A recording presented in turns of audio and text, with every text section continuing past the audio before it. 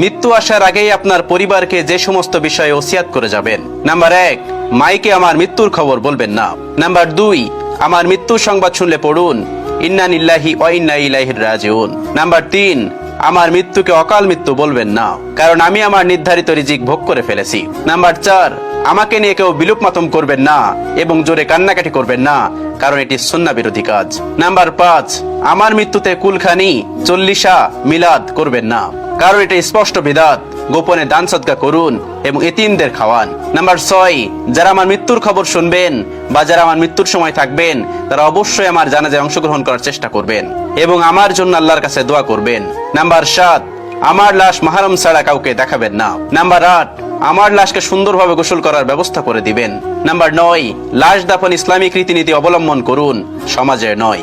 Number 10, আমাকে কবরস্থ করার পর কিছুক্ষণ সেখানে থাকুন এবং পড়ুন আল্লাহুম্মা সাব্বিতু আল্লাহুম্মা সাব্বিতু। নাম্বার 11, আমার কবরে আযাব লাঘবের জন্য এবং মুনকার নাকিরের প্রশ্নের জন্য উত্তর দিতে পারি সেই জন্য দোয়া করবেন আল্লাহুম্মা সাব্বিতু আলাল ঈমান।